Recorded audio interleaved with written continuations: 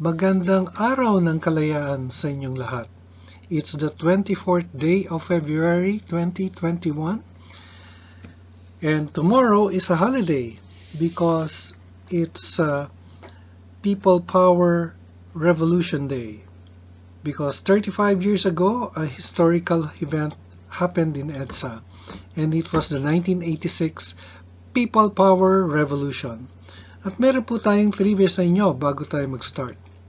Who were the four main figures in the 1986 EDSA Revolution? Bigyan ko po kayo ng ilang minuto at pagkatapos po ng ating episode or pagkatapos po ng ating review ng ating stocks ay sasagutin po natin ito. Ito po si Benji Chadoro. I am a retired bank officer na nag-invest sa stock market since 2007. Nag-start po ako sa mutual funds. At pagkatapos po ay nag-invest po ako sa stocks. Nagre-review din po ako ng the most active stocks in the PSE. And I started doing this daily stock market report since August of last year. Kung gusto niyo po yung content, ini-invite ko po kayo na mag-subscribe sa aking channel. And if you have stocks in mind that you want me to review, paki-comment lang po sa comment box at ipa-prioritize ko po ito. Meron po tayong balita tungkol sa Security Bank at ang resulta ng trading sa PSE. Lahat ng ito dito lamang sa Tuesday, February 24, 2021 edition of The Stock Market Today.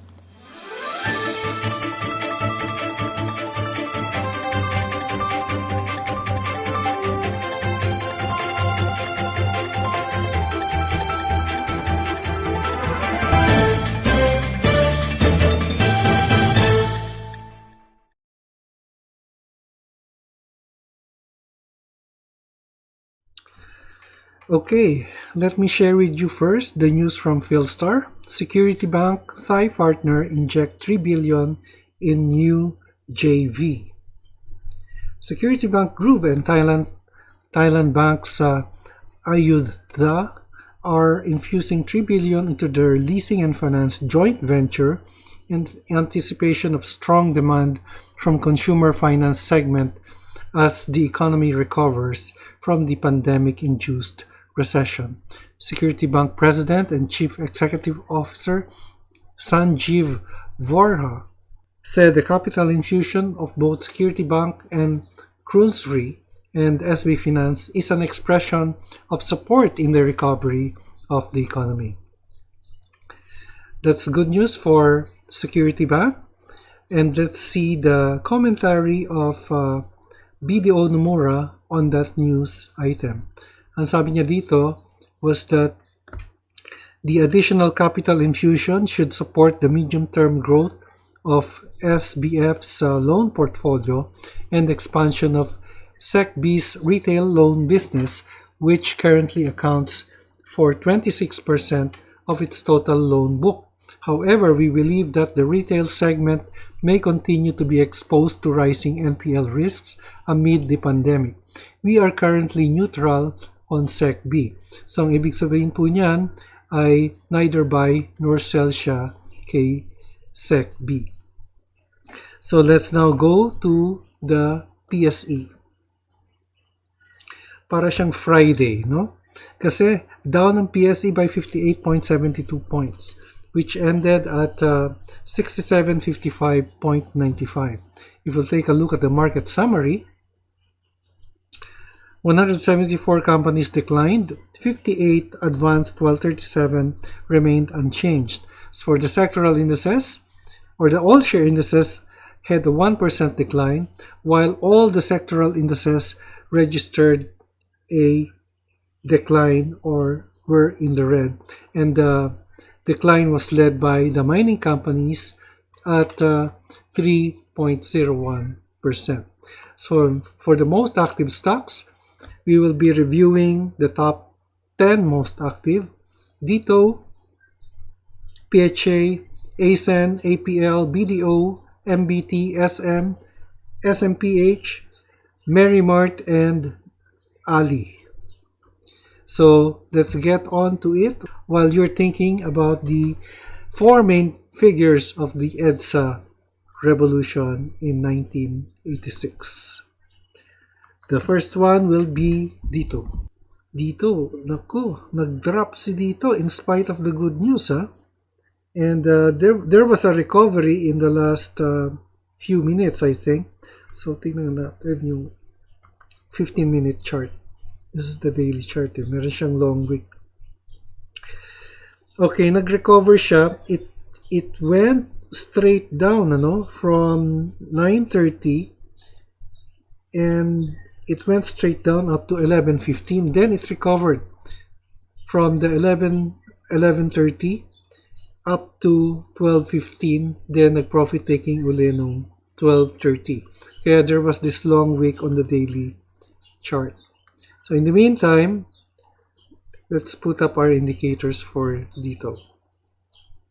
Okay, it's just touching the EMA 20, which is 15.86. Yan yung current support natin, Touching the support level, it's at 16 actually, and there was net foreign selling. Bakit kaya? In spite of all the good news that dito is having, it went down. So right now, the support, I would place it at EMA 20 at 15.86. Next, let's take a look at PHA. PHA mukhang bullish to. Okay, it ended with a green candlestick, but it's a short body, still above our candlesticks. So I would say still moving sideways, but generally our indicators is telling us that it is bullish, no? It's a 59.37 ang ating RSI, a bullish number. And it ended with a short body candlestick. Ang visual ko dito is that it's moving sideways to bullish.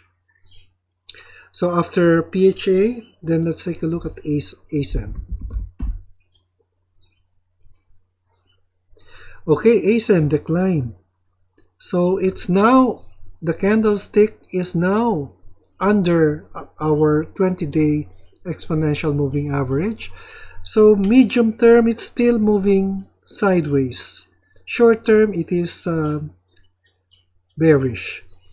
The RSI is at 62 at still a bearish number. So ito lang, ASEN is just sideways to bearish ang kanyang movement. Then APL. Very active itong APL, pero it's not, it's a second liner actually. In fact, baka third liner pa nga ito eh. Okay, it's also moving sideways, and if you will be drawing a Darvas box, ito lang siya. Yan yung movement ng stock. Diyan lang siya naglalaro, and it's 28 centavos, 28.55 centavos ang kanyang resistance, or 28.60.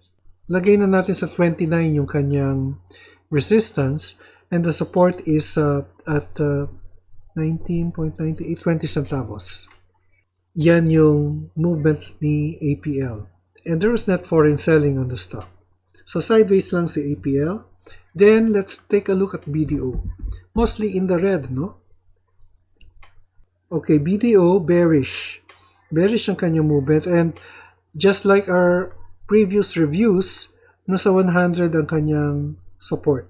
So, abangan nyo po dito sa 100, Dahil, I expect the stock to bounce at this level. So, dito tayo bibili if you intend to trade BDO. And our resistance for BDO is between 113 to 115. So, nandito siya. 115 yung resistance.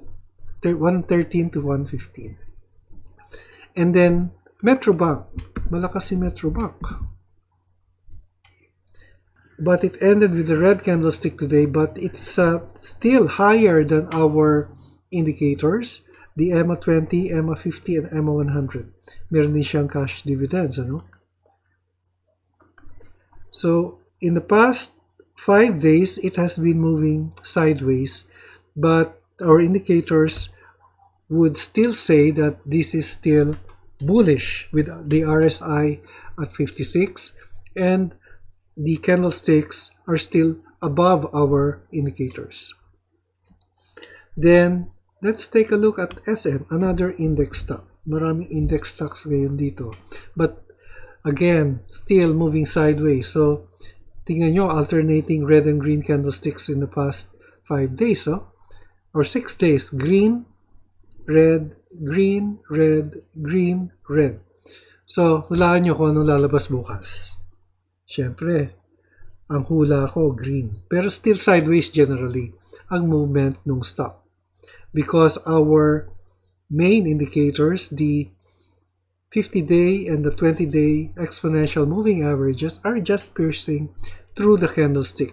But our RSI has a bearish number. It's 48.36. Now, next, SMPH. This is the mall business of SM.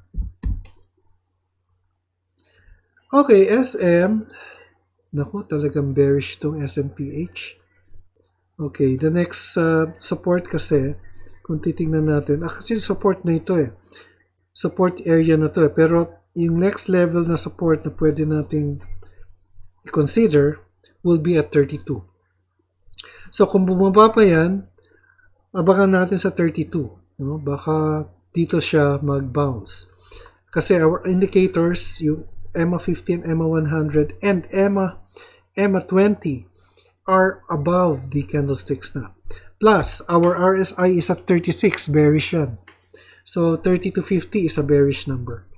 Pagka below 30 and below, that's already oversold yung stock.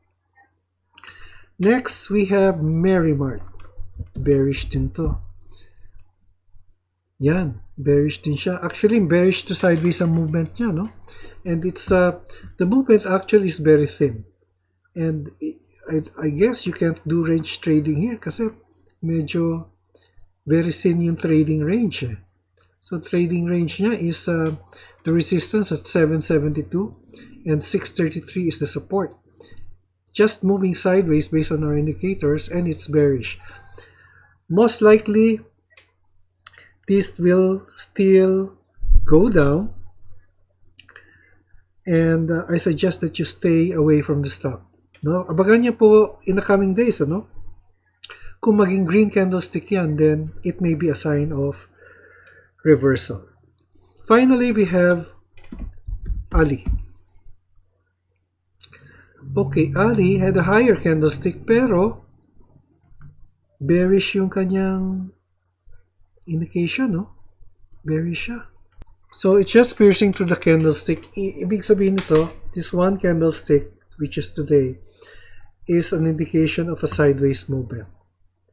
Though the closing price is lower than the EMA 20 and EMA 50. So, sideways to bearish, I would say, because our RSI is having a sideways, a bearish number of 43.49. Bago tayo magtapos, ano po ang ating sagot natin sa trivia sa People Power Revolt noong 1986? Who were the four main figures in the 1986 EDSA revolution? Okay, the first one was Juan Ponce Enrile. He was then the defense minister of Marcos. And at the time, the EDSA revolt actually started on a Saturday, February 22, and they were at Makati then. Enrile learned that the members of the Reform the Armed Forces movement, to which he is sympathetic, were going to be arrested. Kasama na rin siya. And so, what he did was, on his way to Camp Aguinaldo, he called up the second main figure, Fidel V. Ramos, the Vice Chief of Staff of the Armed Forces of the Philippines at the time. And he asked General Ramos if he will be going with Enrile. And General Ramos said yes. And so they met in Camp Aguinaldo at the time. The news, the radio, and the news were picking up the event, and people started going to EDSA, no? And then the third figure, Jaime Cardinal Sin, was then the Archbishop of Manila. In a radio broadcast, he told the supporters, the Catholic supporters, and the people also, to go to EDSA to support Enrile and Ramos. Now, the fourth figure was Cory Aquino. At the time when the EDSA revolt happened, katatapos po lamang ng snap elections called by Marcos. And at the time, there was rampant cheating, no? Kasi hindi pa automated ng election, bilangan pa yan eh. Pero ang totoong nanalo dyan si Cory Aquino actually. And so Cory Aquino, who was then in Cebu on a speaking engagement, was called back to Manila. What happened there was that when Marcos left the country on February 25, she was sworn in as president. So those were the main figures of the 1986 EDSA revolution: Enrile, Ramos, Sin, and Aquino. So congratulations to those who got the correct answer. Yan po ang ating stock market report today, February 23, 2021. Sana po ay may natutunan po kayo. Ito po si Benji Chadoro, nagpapaalala, an investment in knowledge pays the best interest.